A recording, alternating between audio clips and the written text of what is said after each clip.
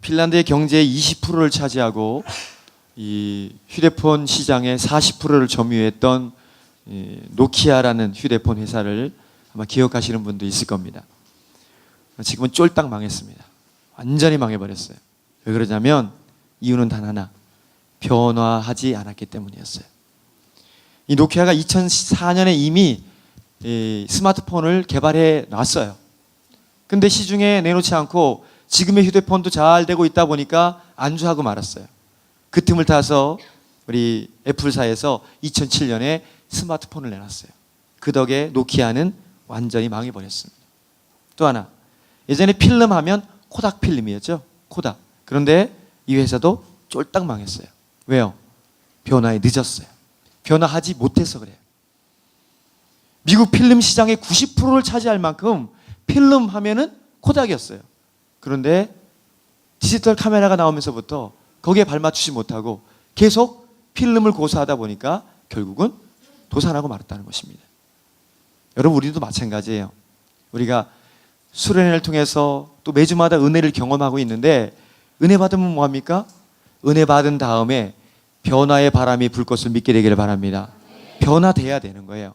변화되지 않으면 도태되는 것입니다. 그죠? 은혜를 한순간의 감정이나 기분으로 여기면 안 돼요.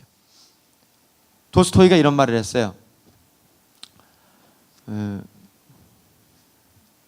모든 사람들은 인간이 변화되어야 한다는 것을 생각하고 있으나 자기 자신이 변화되어야 된다는 것은 생각하지 않고 있다.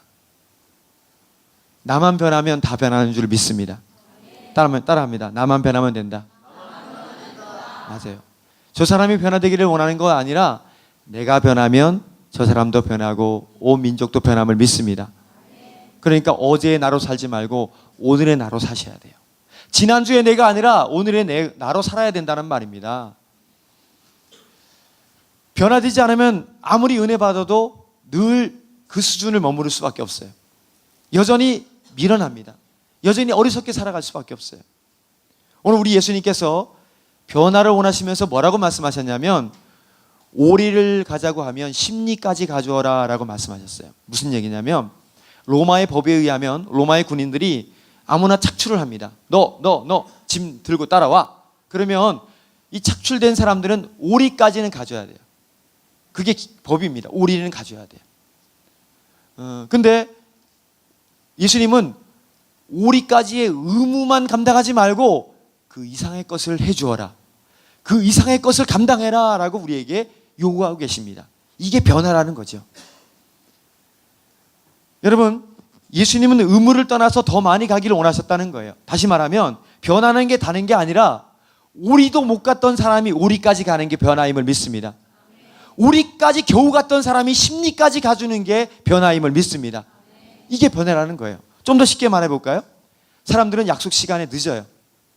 출근 시간? 그건 더 늦죠. 예배 시간? 그건 더 늦죠. 퇴근 시간은 칼같이 퇴근합니다. 이게 현대인들이에요.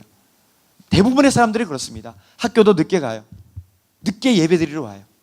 그런데 오늘 이 말씀을 받고 은혜 받고서 내가 심리 인생을 살겠다라고 말한다면 이제 심리까지 가는 거예요. 어떻게? 일찍 출근하는 거예요. 10분이라도 더, 30분이라도 더 일찍 출근하는 거예요. 30분 더 일찍 등교하는 거예요. 30분 먼저 예배당에 와서 먼저 기도함으로 준비하는 거예요. 이게 뭐예요? 이걸 다른 말로 하면 신실함이라고 말하는 것이고요. 이게 바로 심리 인생을 사는 비결이라는 것입니다. 똑같이 오리를 가면 안 되는 거예요.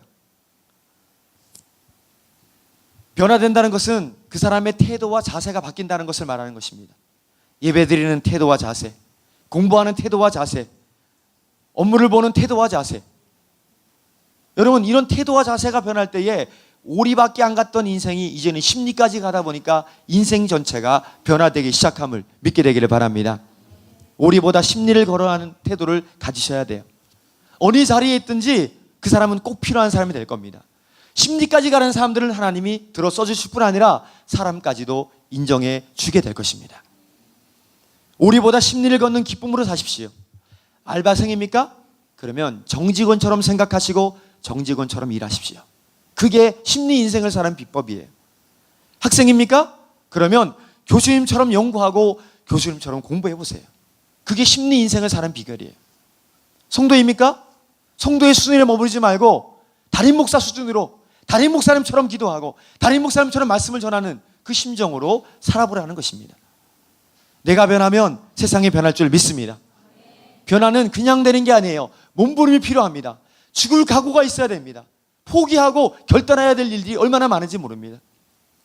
심리 가는 거 그거 쉽지 않아요. 그래서 많은 사람들이 오리에 머물러 있어요. 아니, 일리에 머무를 수도 있겠죠. 솔개는 보통 40년을 산다고 그래요. 그런데 어떤 솔개는 70년까지 산대요. 어떻게 그렇게 배나 가까운 수대로 오래 살 수 있을까? 비법은 단 한 가지라는 거예요. 솔개는요, 40년이 되면은 이제 깃털도 빠지고 부리도 아주 뭉툭해지고 발톱도 무뎌져서 이 먹이를 잘 낚아채지 못한다고 합니다. 그래서 결국 죽는다는 거예요. 그걸 안 솔개는요, 높은 정상의 바위로 올라간대요. 그리고는 그 딱딱한 바위에다가 부리를 쪼아댄대요. 부리를 깨뜨려 버린대요. 깎아버린대요.